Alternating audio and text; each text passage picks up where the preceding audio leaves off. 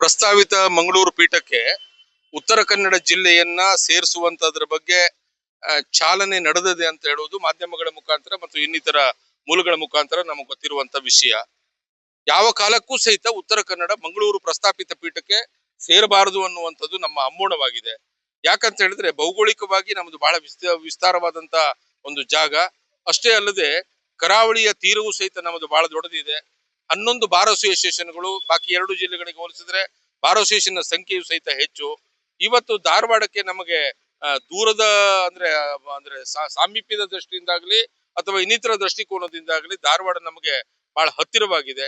ಆದ್ದರಿಂದ ಏನ್ ಹೇಳ್ತೀನಿ ಅಂತ ಹೇಳಿದ್ರೆ ಕರಾವಳಿಗೆ ಒಂದು ಪೀಠ ಬೇಕು ಅನ್ನುವಂತ ಹಿನ್ನೆಲೆಯಲ್ಲಿ ತೀರಾ ಕೇರಳದ ಬಾರ್ಡರ್ಗೆ ತಕೊಂಡು ಹೋಗಿ ಆ ಪೀಠ ಮಾಡಿದ್ರೆ ಇಡೀ ಕರಾವಳಿಯವರಿಗೆ ಮಾಡಿರುವಂತ ಒಂದು ಅನ್ಯಾಯ ಆಗ್ತದೆ.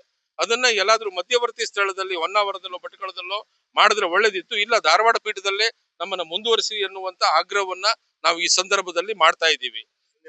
ಮುಂದಿನ ಹೋರಾಟ ಅಂತ ಹೇಳಿದ್ರೆ ಈ ನಾಡ್ದು 13ನೇ ತಾರೀಕಿಗೆ ಅಂದ್ರೆ ಗುರುವಾರ ದಿವಸ ಬೆಳಿಗ್ಗೆ 10 ಗಂಟೆಗೆ ಇಡೀ ಉತ್ತರ ಕನ್ನಡ ಜಿಲ್ಲೆಯ ಜನರನ್ನ ಕರೆದು ನಾವು ಮಿತ್ರ ಸಮಾಜದಿಂದ ಬೆಳಿಗ್ಗೆ 10 ಗಂಟೆಗೆ DC ಅವರಿಗೆ ಕಾಲ್ನಡಿಗೆಯಲ್ಲಿ ಬಂದು ಒಂದು ಮನವಿ ಅರ್ಪಿಸುವಂತ ಒಂದು ಅಭಿಯಾನವನ್ನ ಒಂದು ಚಳವಳಿಯನ್ನ ಹಮ್ಮಿಕೊಂಡಿದ್ದೀವಿ.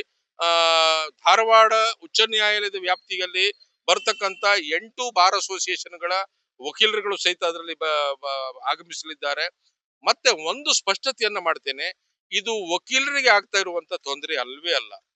ಮಂಗಳೂರು ಪೀಠ ಆ ರಚನೆ ಆದ್ರೆ ಉತ್ತರ ಕನ್ನಡವನ್ನು ಅಲ್ಲಿ ಸೇರಿಸಿದ್ರೆ ಇದು ಬಡ ಕಕ್ಷಿಗಾರನಿಗೆ ಆಗತಿರುವಂತ ಅನ್ಯಾಯ ಬಿಟ್ರೆ ನಾವು ವಕೀಲರು ಇಲ್ಲ ದೆಹಲಿಯಲ್ಲಿ ಮಾಡಿದ್ರು ಸಹಿತ ಹೋಗ್ತೀವಿ. ಕಕ್ಷಿಗಾರರು ಫೀಸ್ ಕೊಡ್ತಾರೆ, ನಮ್ಗೆ ಹೋಗಿ ಬರ್ತಕ್ಕಂತ ವ್ಯವಸ್ಥೆಯನ್ನ ಮಾಡ್ತಾರೆ. ಆದ್ರೆ ಬಡ ಕಕ್ಷಿಗಾರನಿಗೆ ಇದು ತುಂಬಾ ಅನ್ಯಾಯ ಆಗ್ತದೆ. ಸನ್ಮಾನ್ಯ ಮುಖ್ಯಮಂತ್ರಿಗಳು ಮತ್ತು ಉಚ್ಚ ನ್ಯಾಯಾಲಯ ಈ ಕುರಿತು ತಕ್ಷಣವೇ ಗಮನ ಹರಿಸಿ ನಮ್ಮ ಧಾರವಾಡ ಪೀಠದಲ್ಲಿ ನಮ್ಮನ್ನ ಮುಂದುವರಿಸಬೇಕಾಗುವಂತೆ ಬೇಕು ಅಂತ ಹೇಳಿ ವಿನಂತಿಯನ್ನ ಮಾಡ್ಕೊಳ್ತಾ ಇದ್ದೀವಿ. ಅದಕ್ಕೆ ನಮ್ಮ ಸಂಪೂರ್ಣ ಬೆಂಬಲವನ್ನು ಕೊಟ್ಕೊಂಡು ನಮ್ಮ ಉತ್ತರ ಕನ್ನಡದಲ್ಲಿ ಪೀಠವನ್ನ ಉತ್ತರ ಜಿಲ್ಲೆಯನ್ನ ಧಾರವಾಡಿಂದ ಮಂಗಳೂರಿಗೆ ಸ್ಥಳಾಂತರ ಮಾಡ್ಬೇಕಂತ ಇದೆ. ಇದು ತುಂಬಾ ಕಷ್ಟಕರವಾದ ವಿಷಯ ಆಗಿದ್ದು ನಾವು ಸಂಪೂರ್ಣವಾಗಿ ನಮ್ಮ ಸಂಘದ ಅಧ್ಯಕ್ಷರಿಗೆ ಬೆಂಬಲ ಕೊಟ್ಕೊಂಡು ಯಶಸ್ವಿ ರ್ಯಾಲಿಯನ್ನು ಯಶಸ್ವಿ ಮಾಡ್ತೇವೆ.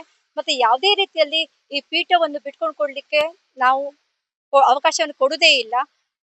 ಸ್ಥಳೀಯರಿಗೆ ಸಾರ್ವಜನಿಕ ಒಂದೇ ಒಂದು ಕೇಳ್ಕೊಳ್ತಿದ್ದೀನಿ, ಸಂಪೂರ್ಣ ಬಹುಮತದಿಂದ ನಮ್ಗೆ ಸಪೋರ್ಟ್ ಮಾಡಿ. ನಿಮಗೋಸ್ಕರ ನಾವು ನ್ಯಾಯಕ್ಕೋಸ್ಕರ ಹೋರಾಡ್ಲಿಕ್ಕೆ ಮುಂದೆ ಬಂದಿದ್ದೇವೆ.